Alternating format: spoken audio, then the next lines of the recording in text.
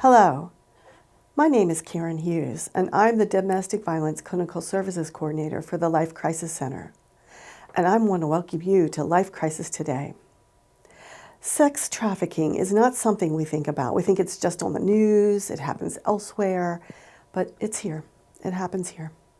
And so we're going to talk about that today.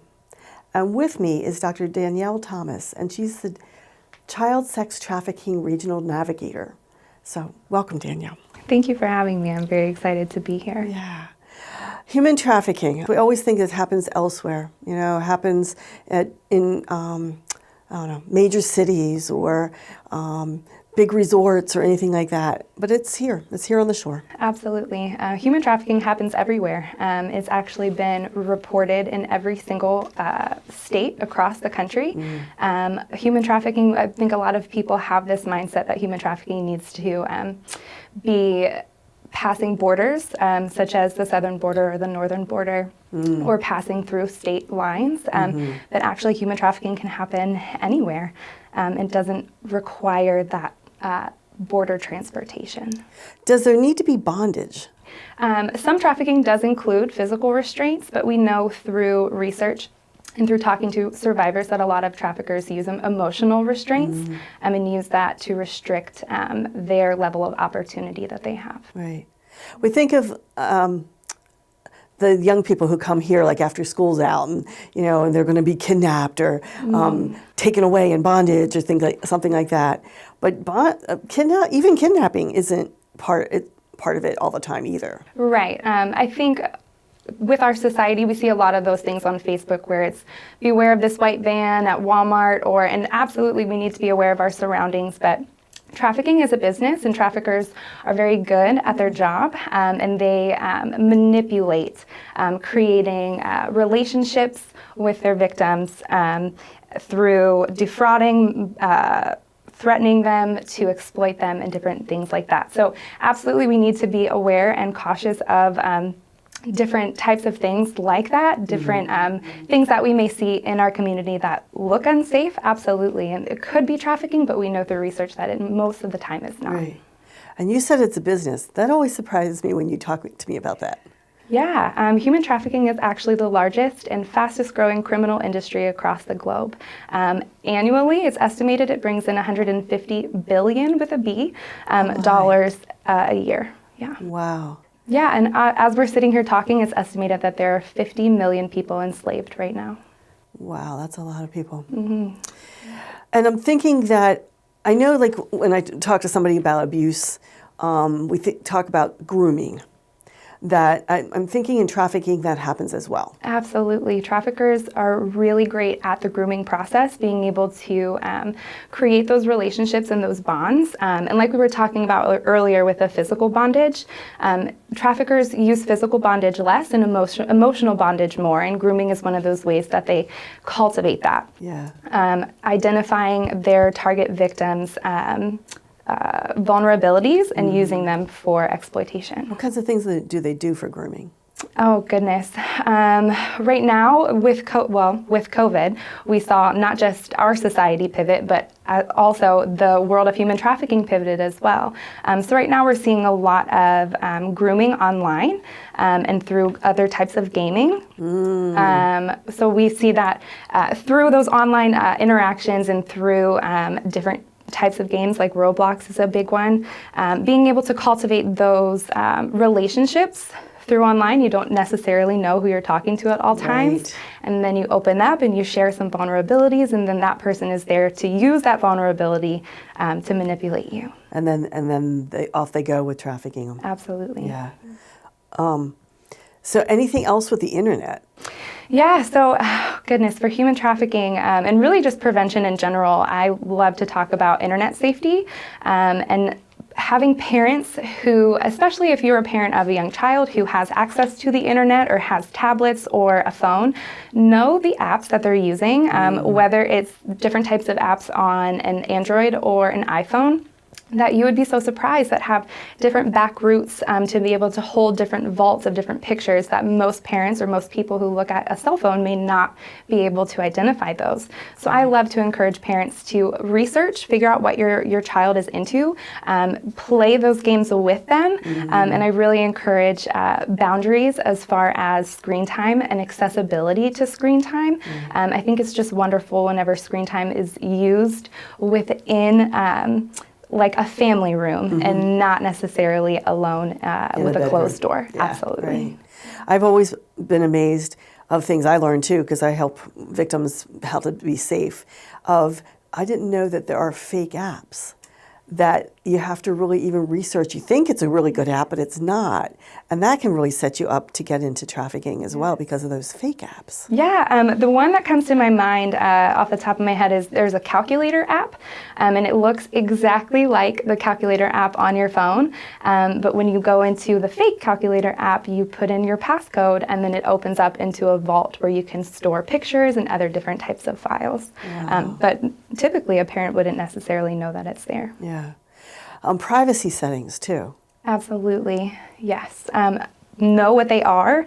Specifically, like my daughter, she has an Amazon tablet, which is totally different than an iPad or anything else that I'm used to. So being educated in how to set those privacy settings and what they are, I really encourage parents to do that research. Right.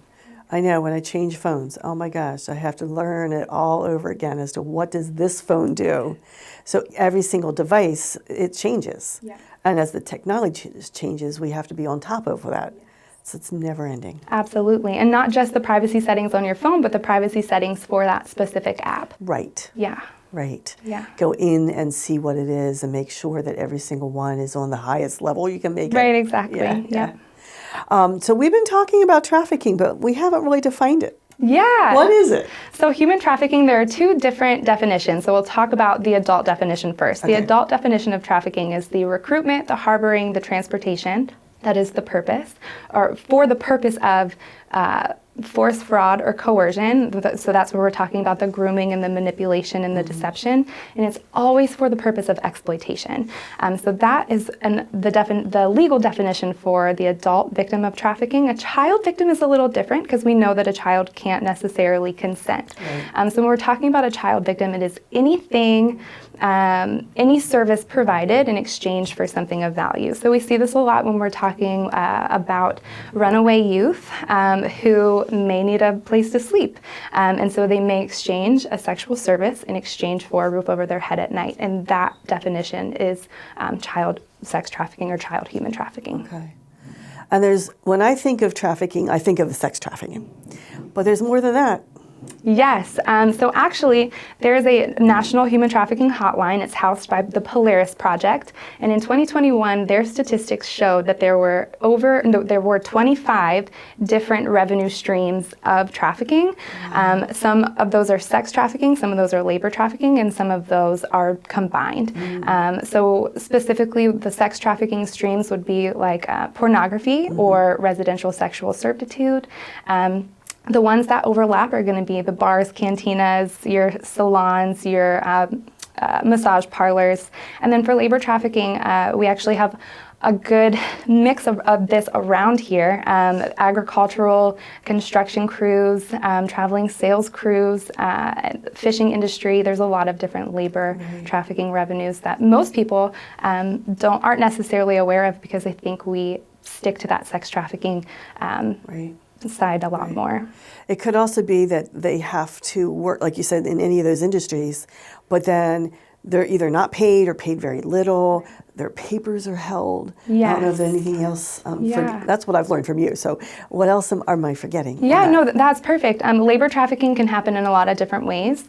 And the people who are most at risk doesn't mean that they are always trafficked, but the people who are most at risk of being labor trafficked are those who are here on work visas, just because they may not know all of their rights.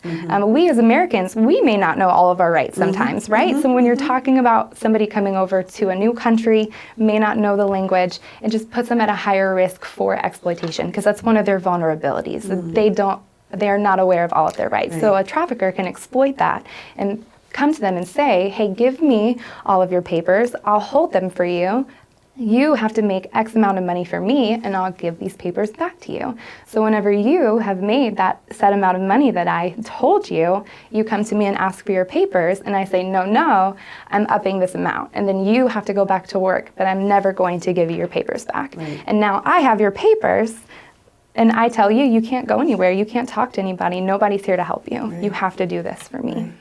What about familial, like family businesses? Can there be trafficking there? Absolutely. So the 4 major types of human trafficking are going to be sex trafficking, labor trafficking, familial trafficking, and child trafficking. Familial trafficking can be both sex and labor trafficking. Essentially, familial trafficking is where a parent or a guardian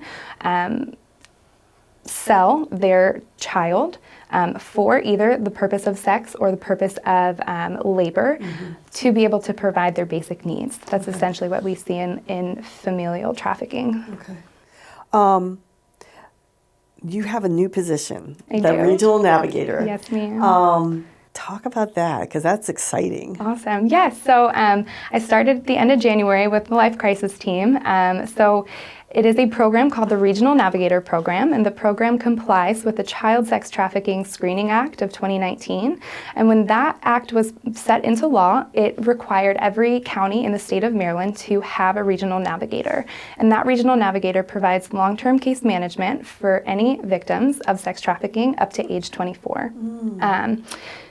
It's wonderful because we know from research that a child victim of trafficking is going to voluntarily return to their trafficker on average of 7 times just to have their basic needs met. Right. So being able to provide that long-term case management to meet those basic needs to help reduce the voluntary re-victimization of those kiddos is really important. Right. Yeah. Right. So it sounds like you meet with the clients as well as give them the resources. Absolutely. Is this like a one-time thing, or what do you do? Yeah, so I support victims. We know from research that most victims are not identifying as victims because Right. they don't know that they are victims, Right. especially with that grooming process. So the bill covers those who are at risk or suspected of trafficking, as well as people who are confirmed trafficking survivors. And so I help provide that long-term case management, advocacy, empowerment, legal advocacy, anything that victim and their non-offending caregivers need, I'm here to help. So it doesn't matter how long you're in the program, it can go up until age 24. So if somebody starts at age 10, we can provide those services through age 24. And it's wonderful because it's all throughout the state of Maryland, that even if that child and that family moves, they still get those same services. Wow, that's great. Yeah. What resources are out there?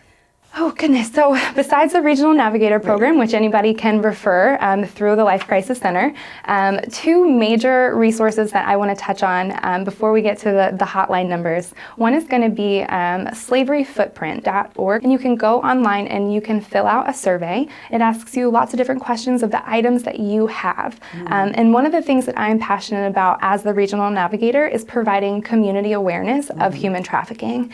And a lot of times we don't know that we ourselves are consumers of labor trafficking. And so this website, Slavery Footprint, asks you all these questions about the items that you have. And so when I last filled it out, I actually have 52 slaves working for me on a daily basis just from the items that I have. My cell phone, the clothes that I wear, the different foods that I eat. So that's a really good website to Like just our coffee? Coffee, bananas, it can be anything. It's a lot, yeah. So for me, encouraging not just myself, but everybody to be a smarter consumer is a really big way that we can help tackle labor trafficking. So Slavery Footprint, and the other one is Sweat and Toil, and that is an app from the Department of Labor that you can download on your phone. And you can go in, like those bananas or the coffee, and you can pick that item, and you can see the countries that produce and export that specific item, and then you can kind of dive into how those items are sourced. Are they sourced through child labor? Are they sourced through forced labor? And so just being a smarter consumer in general of the items that I purchase, the items that I buy, those types of things. Wow. Yeah. Wow. And you said hotlines. Hotline, yes. So the National Human Trafficking Hotline, it is 1-888 37 37 888. You can also, they also have a text line too, which is really cool, and it's you can text Be Free. It's 233-733, and the hotline is not just there for if you are a victim of trafficking. It's there for if you see something, say something. So they provide a lot of different services as far as helping to connect different things, not just survivors that need assistance. So is the text to chat type of thing, is that specific to a region? Because I know the Life Crisis Center has a text to chat, and you have to put your zip code in, so you're getting in the area. You don't have to do for the Be Free That one? I'm not aware of. I don't think so. Okay. Those two, the hotline is sourced out of DC through the Polaris Project. Okay. So that's how you help, and there's some resources that someone can look up. What about the community? How can the community help? Goodness. So one of the ways that I firmly believe that the community can help. I think when we're talking about human trafficking, our minds go to rescue, and my mind goes to prevention, and I think that the prevention piece is so critical within our community that everybody can have a key part in that. So the two major ways that I encourage our community to help provide that prevention is be a trusted adult to the youth and families in your community. Do life with the community, with the families that are in your community, whether it's a family down the street that may not look like you or talk like you. And the second thing is to support the foster youth and foster families in our community. We know through research that being in foster care is a huge risk factor for human trafficking and exploitation. So being able to provide assistance in any way possible. I know Life Crisis has our CASA program, our court-appointed special advocates, and they are always looking for volunteers. So that is a wonderful way to be able to give back, not just to our community, but also be able to provide that prevention piece for human trafficking. Right. And also, like you said, just be aware and be the good consumer. See how can we do things a little differently. Absolutely. Yeah, and being aware. Anything, because we've talked about a lot of things, and I know sometimes our mind's like, okay, I forgot this. What do I need to say? Is there anything that we've forgotten? I don't think there's anything else, but I will say again, human trafficking is happening here. It's definitely happening on the Eastern Shore in a lot of different types of capacities. Right now we're seeing it in familial trafficking, online trafficking, migration trafficking. We're seeing a lot of different types of trafficking. So it is happening here, and I encourage everybody that is here to keep their eyes open. And if you do see something that you think is suspicious, I definitely encourage you to contact the National Human Trafficking Hotline. Wow, great. Well, thank you, Danielle. Of course. Thank you for having me. Thanks. And I want to thank you for joining us. As I said at the beginning, human trafficking is not something we usually talk about, but it is here on the shore. And if you do know of somebody, or you are afraid one of your family members or friends, or maybe getting involved in something or part of something that is possibly trafficking, please reach out, get some help. We do have people here through the Life Crisis Center who can help you. If you do need to reach the Life Crisis Center, we have a hotline. And the hotline number is 410-749-HELP. Again, the hotline number is 410-749-4357. Now, if you're a person that doesn't like to talk but just want to chat, we do the text to chat, and that number is 898-211. And you do have to put in your zip code for the text to chat. We are part of the 211 system. 211 is information and referral. We are part of the National Suicide Hotline, and that number is 988. We have a website, lifecrisiscenter.org. We also are on Facebook, we're on Instagram. There are lots of ways to reach us. Please don't suffer, don't be worried about something. How do I get somebody help? Reach out. I also want to thank PAC 14 for making this show available. Thank you.